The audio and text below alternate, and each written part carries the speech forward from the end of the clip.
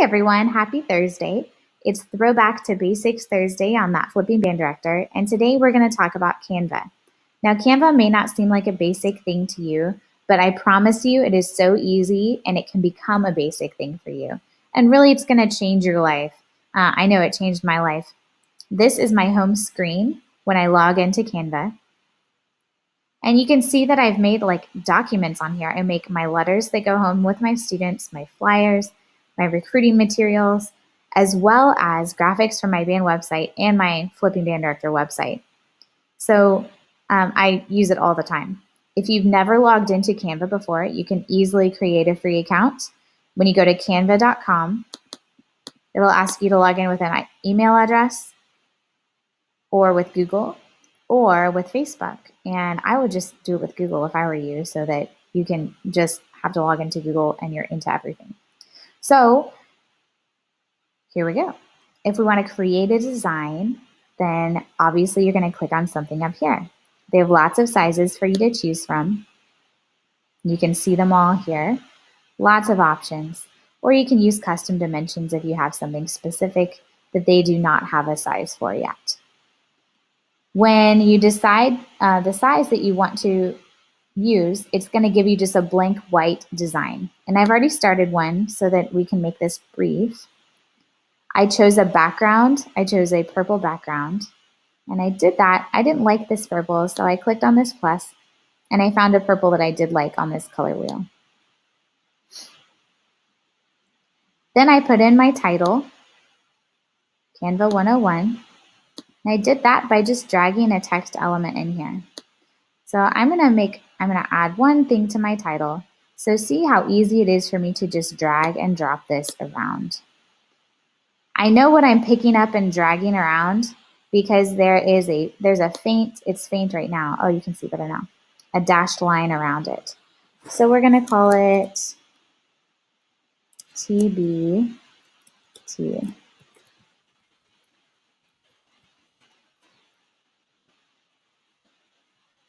And if I want to change the font, when I click on anything that's text, then this menu comes up and I can change the font right here. I like this one.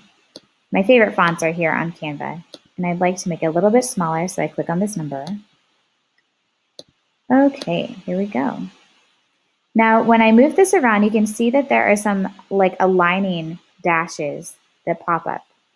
And that's to help you kind of keep everything symmetrical. So right now it's centering it on my main title, Canva 101. Okay, I put this little graphic in here. There are elements that you can pay for and elements that are free. You can tell the difference because they tell you in the bottom right corner before you drag it into your document. So this was a free element because it's free advertising for them.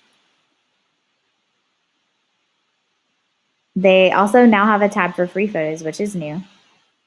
And then there are things you can pay for, and you can see some of them down here. You can tell it costs money because it says it in the bottom right corner. I've never used any of these. I've never paid Canva, but I do advertise for them pretty much all the time. So I tell everybody I know to use Canva, but you definitely don't have to use those paid elements unless you just can't live without that image. Okay. There are other backgrounds you can choose from that are free and some that you pay for. And I kind of get bored with these free ones, even though you can change the colors and everything. And so I like to create my own. So I'll show you quickly how I do that. I just dragged a shape. I went to elements. I got a shape. I liked this heart. So I dragged it in here and I changed the color to pink. You can change it to whatever color you want by making sure it's selected with your dashed line around it. And this is how you resize it also. So by dragging on those dots, you can also turn it around. And then you just click on the color and choose what color that you want. So it's very intuitive. Okay, I think I wanted this to fade a little more into the background.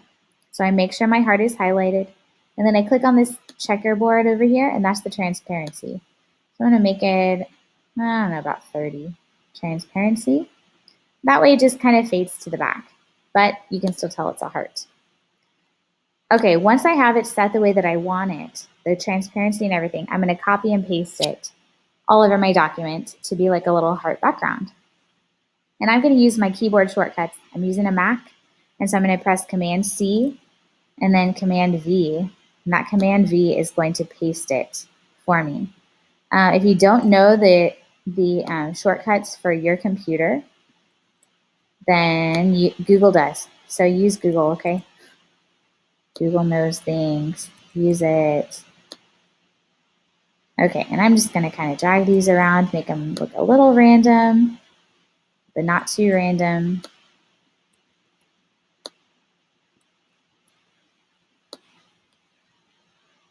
Well, and drag around a little bit more. I don't like how this one is more in front, so I highlighted it, and I'm going to click on arrange and send it to the back a little bit more. That way it looks like this is still in front. I could do the same thing here. Highlight the element that I'm interested in, click on arrange, and then click back. It works really well if something is not transparent. Since these are transparent, it doesn't matter a whole lot. Okay, now I can see my C better. Do that with this as well. Okay, once you're happy with it, you can download it as a JPEG, PNG, PDF, or either of those things. When I'm making a handout or a flyer, I download it as a PDF, and then I can print it off on a regular piece of paper. With my printer, it's very easy. If I'm putting it on a website or in an email or something, then I usually download a PNG file. And there it goes. I hope you have so much fun with Canva. Play with it, and you'll get to know it better, I promise. Have a great week. Talk to you soon.